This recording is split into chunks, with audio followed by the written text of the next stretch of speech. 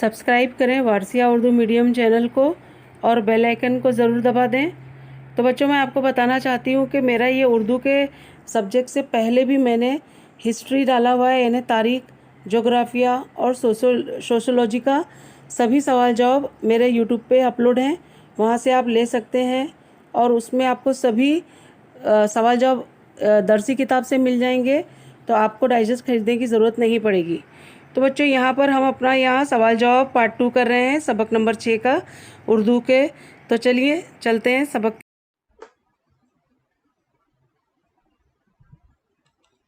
अस्सलाम वालेकुम।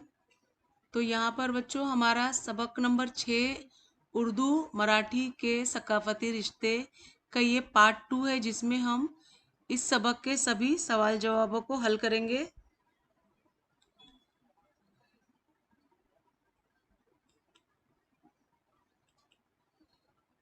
तो यहाँ पर हमारा सबक शुरू हुआ और ये हमारा सवाल जवाब।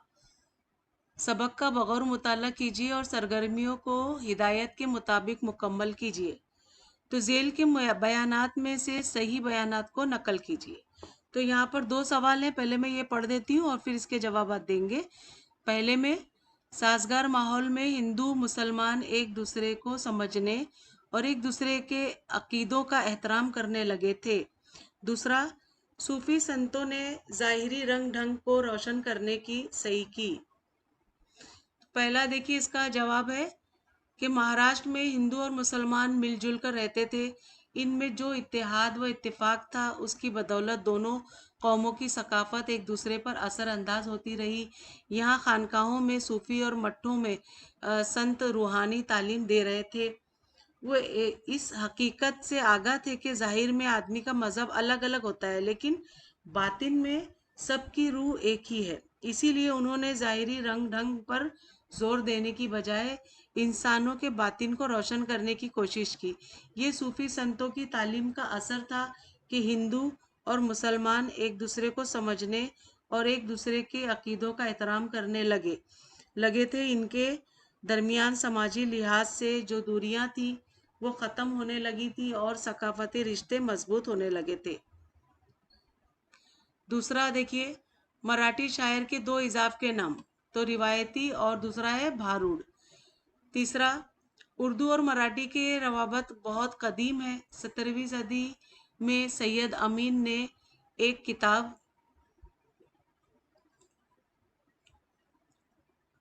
मजजूबुल सालिकीन लिखी। इसका मकसद हिंदू मुस्लिम सूफिया का तस्करा करना था। उन्होंने इस किताब में मराठी मुहावरों और कहावतों का बड़ी खूबसूरती से इस्तेमाल किया है। शिवाजी महाराज के दौर के संत रामदास स्वामी के एक शागिर्द शाह तराब चिश्ती ने उन्होंने अपने उस्ताद की मराठी किताब मनाचे शुलूक से मुतासिर होकर दखनी जुबान में मन समझावन लिखी थी।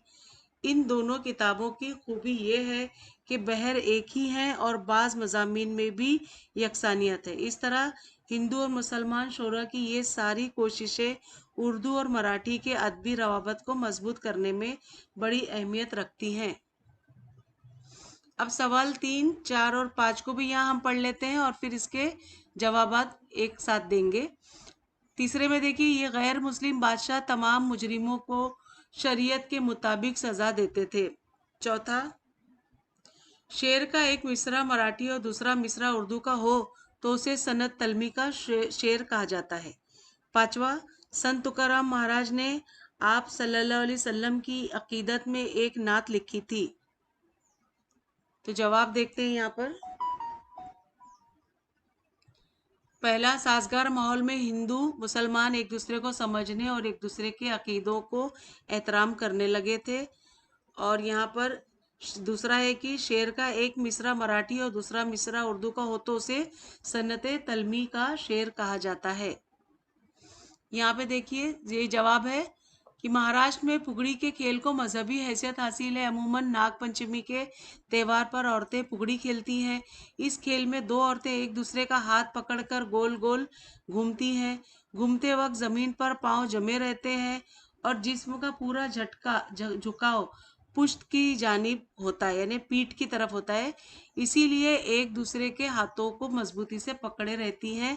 पूरी कुव्वत से घूमने की वजह से सांस फूलने लगती है और मुंह से हु हु की आवाज निकलती है। फुगड़ी के खेल के इन नुकात के पेश नज़र उर्दू में फुगड़ी नामे लिखे गए।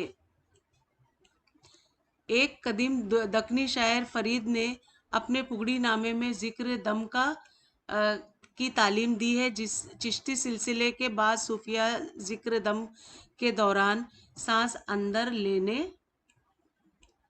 वक्त अल्लाह हु और सांस खारिज करते वक्त सिर्फ हु का वर्द करते हैं। इस तरह वो अल्लाह हु का वर्द करते हैं। फकीरुल्लाह शाह ने अपने फुगड़ी नामे में कहा है कि जिस तरह फुगड़ी के खेल में हाथों के छूट जाने और पैरों के डगमगाने से दूर फेंके जाने का डर रहता है, इसी तरह सिरात मुस्तकीम पर चलते हुए, देखिए यहाँ पर ये एक खास पॉइंट है, इसी तरह सिराते मुस्तकीम पर चलते हुए नफ्स और शैतान के वसवसों से पांव डगमगा जाएं और अल्लाह की रस्सी हाथ से छूट जाए तो दोजक के गहरे गड्ढे में गिर जाएंगे। तो ये एक खास बात है जवाब में। अब यहाँ पे सवाल है कि झील की सरगर्मियों को हिदायत के मुताबिक मुकम्मल कीजिए। तो पहला, दूसरा, तीसरा, चौथा, पांचवा और छठा, यहाँ 6 सवाल मैं यहाँ पारी बारी सबको पढ़ देती हूँ और फिर इसके जवाबात हम एक साथ देंगे। तो पहले में है कि महाराष्ट्र में मुसलमानों के बुदोबाश के ज़माने का तय कीजिए। बुदोबाश यानी उनके रहने का ज़माना बताइए। दूसरा, सूफियों और संतों की रूहानी दरसगाहों के नाम लिखिए। दरसगाह यानी जहाँ पे वो तालीम पाते थे, वो जगह बताएं। तीसरा है कि जिस सिन्फ में जिक्र दम का जिक्र है उसका नाम लिखिए। चौथा है सबक में मज़कूर कोई 4 सूफियों के नाम लिखिए। 4 सूफियों के नाम बताना है। पांचवा, वल्लभ राय गोविंद के दौरे हुकूमत के पस मंज़र में हुनरमंद, ये हुनरमंद जो कि उनकी हकीकत बयान कीजिए। छठे में सूफी संतों के लिए इस्तेमाल किए जाने वाले दूसरे अल्फाज लिखिए। ठीक है, ये दूसरे अल्फाज हमें बताना है जो सूफी संतों के लिए बोले जाते थे। तो चलिए हम इसके जवाबात देखते हैं। पहला देखिए, महाराष्ट्र में मुसलमानों के बुदोबाश का ज़माना 8वीं सदी ईस्वी से शुरू होता है। दूसरा, सूफियों की रूहानी दरसगाह का नाम खानकाह और संतों की रूहानी दरसगाह का नाम मठ है। तीसरा सवाल, वो सन्फ जिसमें जिक्र दम का तस्करा है उसका नाम फुगड़ी नामा है। ठीक है। और चौथा, वल्लभ राय कोविंद के दौरे हुकूमत में मुसलमानों में शर्री अमूर की बजाय आवरी के लिए मुसलमान नाजिम मुकर्रर किया जाता था, जिसे मुकामी जुबान में हुनरमंद कहते हैं। सवाल में देखिए यहाँ पे 4 सूफियों के नाम हमें बताने थे। तो जवाब ये है कि पहला शाह तराब चिश्ती, दूसरा फ़कीरुल्लाह शाह, तीसरा ख्वाजा बंदा नवाज गेसू दराज रहमतुल्लाह अलैह और चौथा शेख मोहम्मद। अब यहाँ पे देखिए जवाब आगे और भी है कि मुसन्निफ के मुताबिक संत तलमी के इस्तेमाल का सबब उर्दू और मराठी ज़ुबान व अदब को करीब करने की कोशिश है। पांचवा, मराठी ज़ुबान के अव्वलीन नात गो जिन्होंने नात लिखी वो शायर संत एकनाथ महाराज हैं। और इक्तबास में सूफ़ी के लिए मुर्शिद और संतों के लिए ये गुरु के अल्फाज का इस्तेमाल किए गए हैं। सातवां, सूफी शायर शेख मोहम्मद ने अपने शेर में कहा है कि जिस तरह दोनों आँखों से हम एक ही चीज़ देख सकते हैं, इसी तरह 2 ज़ुबानों में एक ही मजमून बयान हो सकता है। तो यहाँ पर देखिए खाली चौकोन मुकम्मल कीजिए। तो पहले में है मुसलमान नाजिम, यहाँ आएगा हुनरमंद। दूसरा, मराठी सूफी शायर शेख मोहम्मद। तीसरा, मराठी संत शायर रामदास स्वामी। चौथा, मरसिया मराठी अदब में रिवायती। पांचवा, रमजिया नज़्में भारूड। छठा, नागपंचमी का खेल फुगड़ी। सातवां, फुगड़ी नामे की तालीम तो जिक्र दम। और आठवां, चक्की पर गाए जाने वाले गीत तो जाते गीत। यहाँ पे देखिए 7वां सवाल, सूफी शायर शेख मोहम्मद के शेर का मतलब बयान कीजिए। 8वां, मुसन्निफ के मुताबिक सुन्नत तलमी के इस्तेमाल का सबब लिखिए। 9वां, संत रामदास स्वामी और शाह तराब चिश्ती की किताबों में यकसानियत को उजागर कीजिए। 10वां, मराठी शायरी की कोई दो शायरी सन्नतों के नाम लिखिए। 11वां, मराठी जुबान के अव्वलीन नादगो शायर का नाम लिखिए। और 12वां, चक्की नामे के लिए मराठी इस्तिलाह लिखिए। 13वां, इस मजहबी ख्याल को बयान कीजिए जिसकी अमली ताबीर फुगड़ी का खेल है। तो यहाँ पर देखिए जवाब, संत रामदास स्वामी की मराठी किताब मनाचे श्लोक है। स्वामी जी के शागिर्द शाह तराब चिश्ती ने इस किताब से मुतासिर होकर दक्कनी जुबान में, यानी कि दक्कनी जुबान होती है जिसमें मन समझावन लिखी थी। दोनों किताबों के बहर एक ही हैं, एक ही तरह की लिखावट है। दोनों किताबों के बाज़ मज़ामीन में भी यकसानियत है, एक जैसा पाया जाता है। और दोनों किताबें आदमी की अंदरूनी इस्लाह, यानी अंदर जो बदन के अंदर की जो इस्लाह है उसको सुधारना और समाजी फलाह के लिए लिखी गई थी। दूसरा है कि महाराष्ट्र में फुगड़ी के खेल को मजहबी हैसियत हासिल है। अमूमन नाग पंचमी के त्योहारों में औरतें फुगड़ी खेलती हैं। इस खेल में दो औरतें एक दूसरे का हाथ पकड़कर गोल गोल घूमती हैं। घूमते वक्त जमीन पर पांव जमे रहते हैं और जिसका पूरा झुकाव पुष्ट की जानिब होता है, इसीलिए एक दूसरे के हाथों को मजबूती से पकड़े रहती हैं। पूरी कुव्वत से घूमने की वजह से सांस फूलने लगती है और मुंह से हू हू की आवाज निकलती है। धर्म, जात पात और जुबान के इम्तियाज और तफव्वुक से हटकर इंसानी फलाह का रिश्ता हमवार किया जाना चाहिए। इस बयान से मुतालिक अपनी जाती राय दीजिए। यानी यहाँ पर आपको इस पे अपनी राय देना है। तो जवाब देखिए, मैं इस बयान से 100% मुतफिक हूँ कि हमारा मुल्क हिंदुस्तान मुख्तलिफ मज़ाहिब, ज़ात पात, ज़ुबानों और तहजीबों का गहवारा है। हम किसी भी मज़हब को मानते हैं और हमारी ज़ुबान और तहजीब कोई भी हो, लेकिन हम सबसे पहले इंसान हैं। हमें सारे इंसानों की फलाह व बहबूद के बारे में सोचना चाहिए। सिर्फ अपने मज़हब और ज़ुबान बोलने वालों की भलाई चाहना तंग नज़री और तंग दिली की निशानी है। तंग दिली या तंग नज़री यानी छोटी सोच वाली। और हमें मजहब, जात पात की फलाह के बारे में सोचना और अमल करना चाहिए। फलाह यानी उसको बढ़ावा देने के लिए सोचना चाहिए। अब यहाँ पे और जवाब है दूसरा, जिस तरह फुगड़ी के खेल में हाथों को छूट जाने और पैरों के डगमगा जाने से दूर फेंके जाने का डर होता है, इसी तरह सिराते मुस्तकीम पर चलते हुए नफ्स और शैतान के वसवसों से पांव डगमगा जाएं और अल्लाह की रस्सी हाथ से छूट जाए तो दोजक के गहरे गड्ढे में गिर जाएंगे। चक्की नामे के लिए मराठी इस्लाह जाते गीत है। अगला जवाब, तरबियत निस्वां के लिए यानी औरतों की तालीम के लिए मराठी में पालने गीत, भोपाली वगैरह लिखे गए। उर्दू में लोरी नामे, झूलना नामे, सुहागन नामे जैसी नज़में औरतों की इस्लाह के लिए लिखी गईं। दर्जे झेल जुमले की वजाहत कीजिए। तन की चक्की को शरीयत की कील पर इमाम के दस्ते के सहारे इतना घुमाओ कि सौतन यानी शैतान थक जाए। तो जवाब है उर्दू में तालीम निस्वा के लिए सूफिया कराम ने चक्की नामा। तालीम निस्वा मैंने अभी आपको बताया कि औरतों की तालीम के लिए चक्की नामा के उन्वान से कई गीत लिखे गए हैं। इनमें से एक चक्की नामा ख्वाजा बंदा नवाज गेसू दराज रहमतुल्लाह अलैह के नाम से मंसूब है। इस गीत में कहा गया है कि तन एक चक्की के मानिंद है, ये चक्की शरीयत के कील पर टिकी हुई है। मतलब ये कि तन का हर अमल शरीयत के मतलब ये कि तन का हर अमल शरीयत के मुताबिक होना चाहिए। इस चक्की को ईमान के दस्ते की मदद से घुमाना है। चक्की को इतना घुमाओ यानी शरीयत पर इस तरह अमल करो कि सौतन थक जाए। यहाँ सौतन से मुराद शैतान है जो इंसान का दुश्मन है।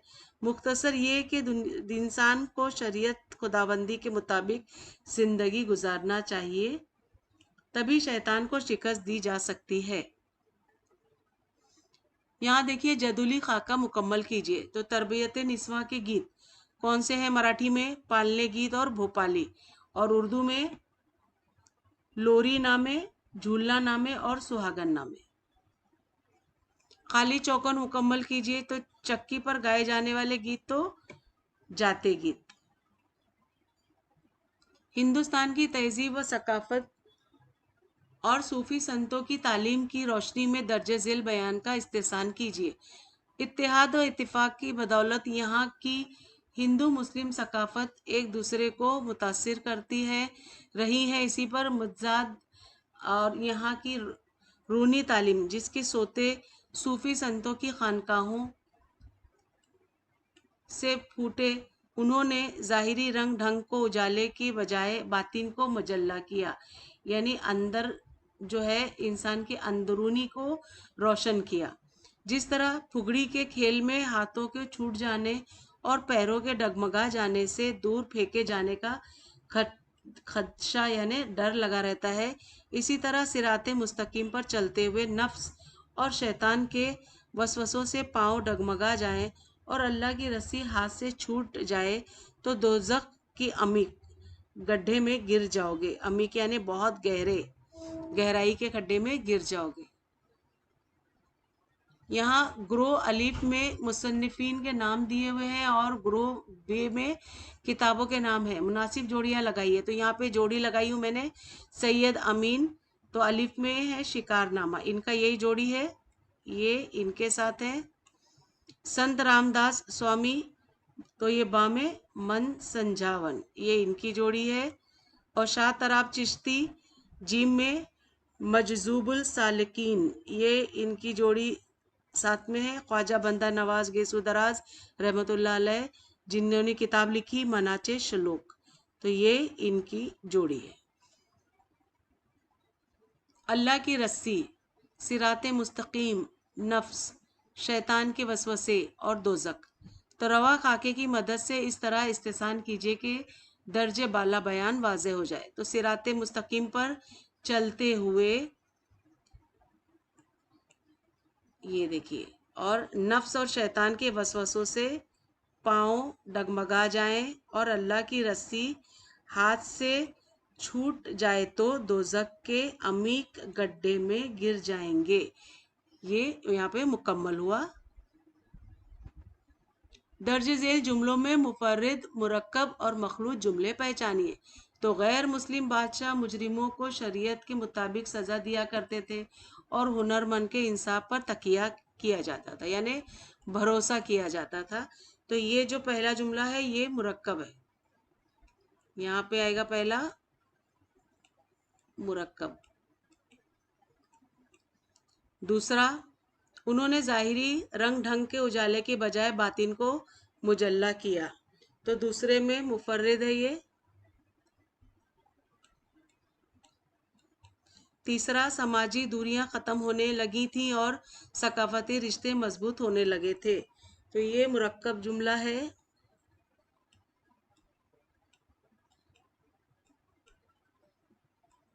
चौथा, उन्होंने रसूल अकरम सल्लल्लाहु अलैहि वसल्लम की एक नात भी लिखी है जो गैर मुस्लिम शोरा के नातिया कलाम का अव्वलीन नमूना है। तो ये जो चौथा है ये मखलूत है।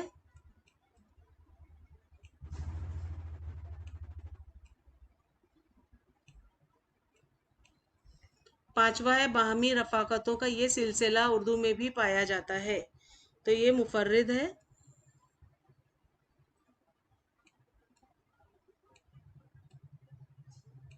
छठा है दोनों किताबों की खूबी ये है कि उनकी बहर एक ही है और बाज़ मज़ामीन में भी यकसानियत पाई जाती है, तो छठा मखलूत है।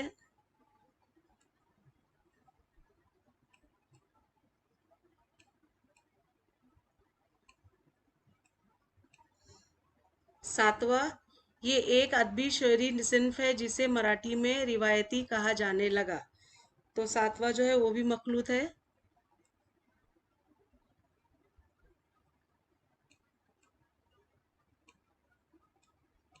आठवां, मराठी में एक नात के भारूड बहुत मशहूर हैं, तो ये मुफर्रिद जुमला है। आठवां जो है वो मुफर्रिद है।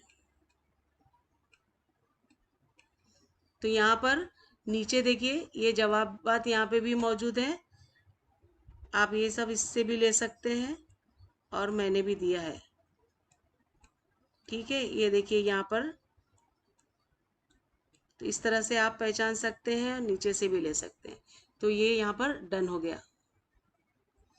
हिदायत के मुताबिक अमल कीजिए। तो पहला है हमें हक की तलाश में रहना चाहिए, या मजरूर और हर्फ जार लिखिए। तो दूसरे में सैयद यहिया नशीद को सीतू माधवराव पाकड्डी अवार्ड से नवाजा गया। जुमले में मुब्तदा और खबर लिखिए। तो जवाब में देखिए हक मजरूर है और की जो है वो हर्फ जार है, और दूसरे में जो ये सैयद यहिया नशीद को, ये जो है मुब्तदा है, देखिए ये मुब्तदा है, और सीतो माधवराव पागड़ी अवार्ड से नवाजा गया, ये एक क्या है, एक खबर है। ये देखिए ये खबर है। ठीक है, तो इस तरह से यहाँ पे ये मुकम्मल हो गया, हर्फ जार और मजरूर भी। सबक से मुहावरे तलाश करके लिखिए। तो जवाब में देखिए सबक के मुहावरे, एक में है तकिया करना, दूसरा बीकनी करना, तीसरा आशिकार करना। तो पहले में तकिया करना, जो लोग दूसरों की मदद पर तकिया करते हैं वो अपना काम पूरा नहीं कर पाते, देखिए। और दूसरा बीकनी करना, पुलिस का काम समाज से जराइम की बीकनी करना है। आशिकार करना, हर अदीब अपने मज़ामीन में अपने ख्यालात को आश्कार करता है।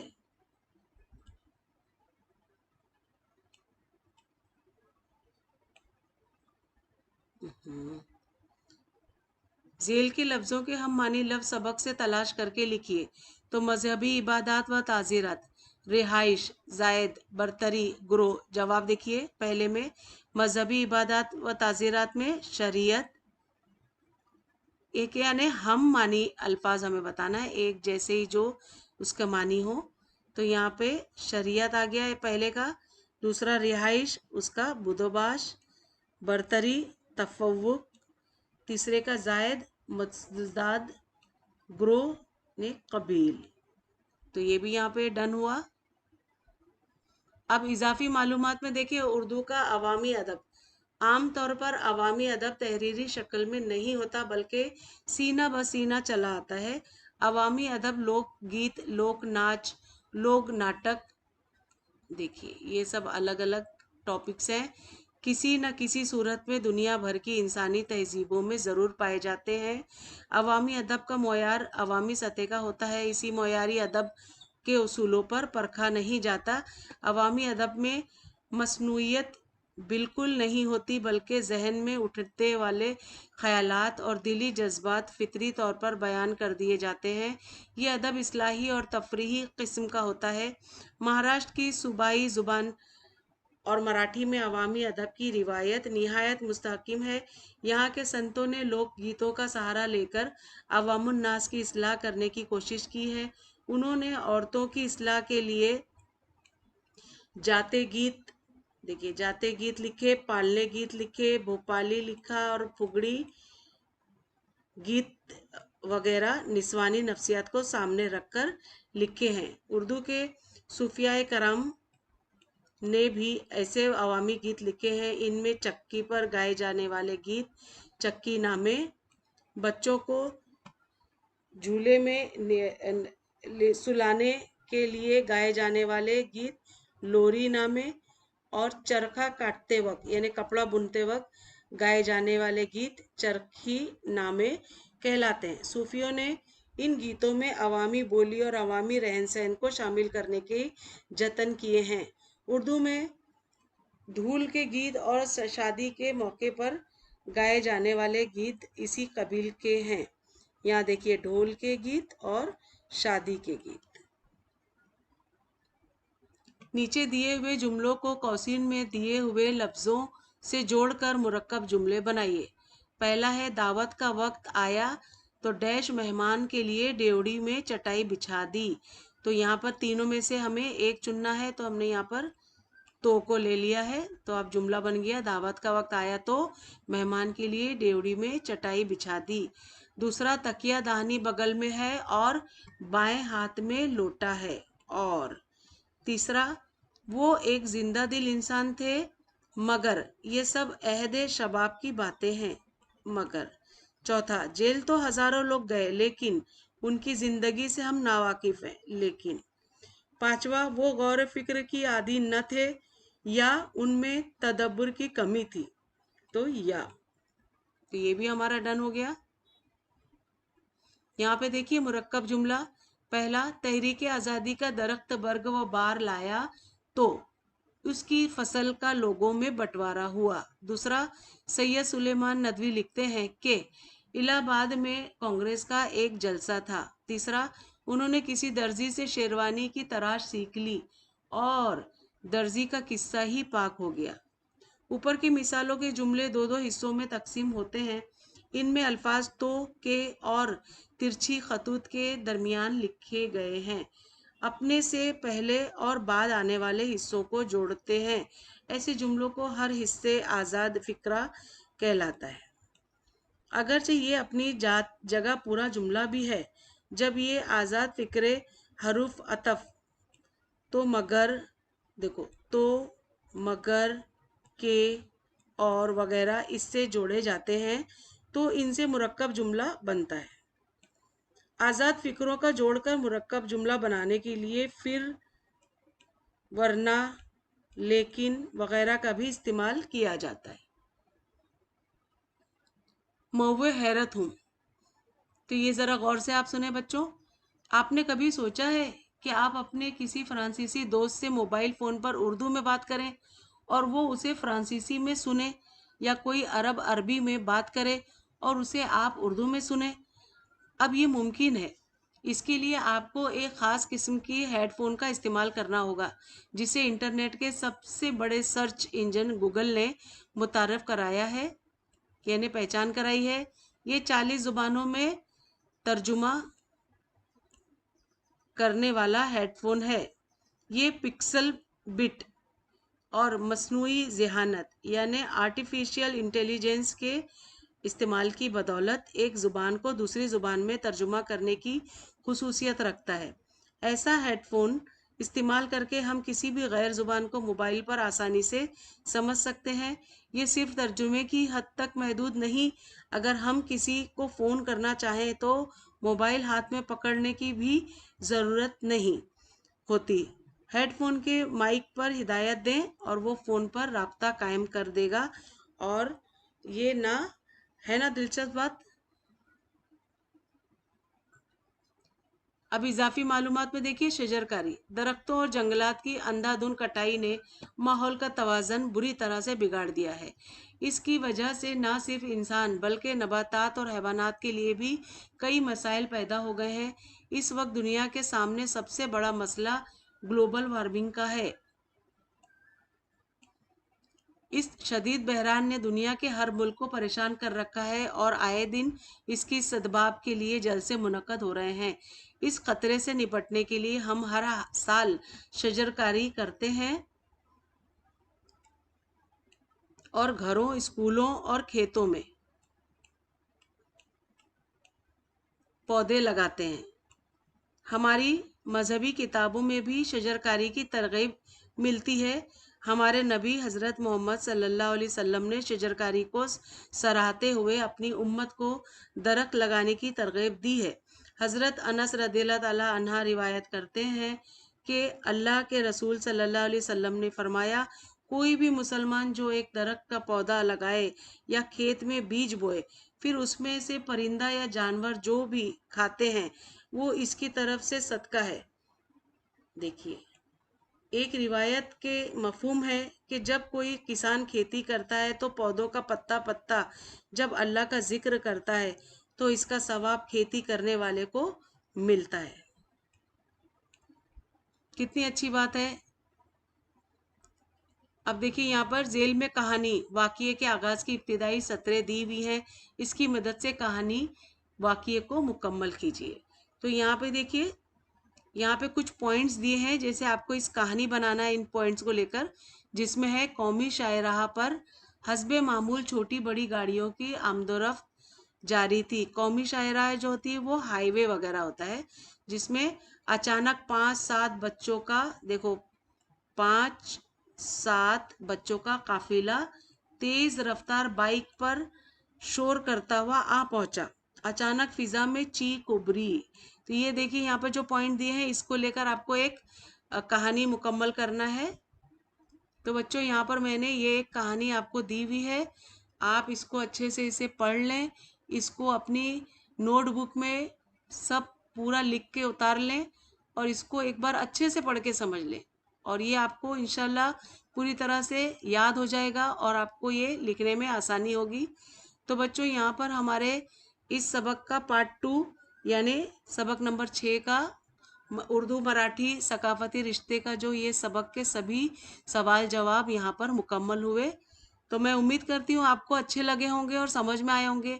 तो मेरे चैनल को ज़रूर सब्सक्राइब करें और अपने उर्दू मीडियम के दोस्तों में इसे ज़रूर शेयर करें ताकि उन बच्चों को भी ना डाइजेस्ट खरीदना पड़े ना ही दरसी किताब। तो मेरे बताए हुए ये सभी सवाल जवाब आपको कामयाबी की तरफ पूरा गामजन करेंगे। तो बच्चों मिलते हैं अगले वीडियो में नए सबक के साथ। तब तक के लिए लेसन अच्छा लगा हो तो सब्सक्राइब करें, लाइक करें और अपने उर्दू मीडियम दोस्तों में शेयर करें और कोई डाउट्स हो तो कमेंट करके आप मुझे पूछ सकते हैं। तो बच्चों मिलते हैं अगले वीडियो में नए लेसन के साथ। तब तक के लिए बाय बाय, टेक केयर।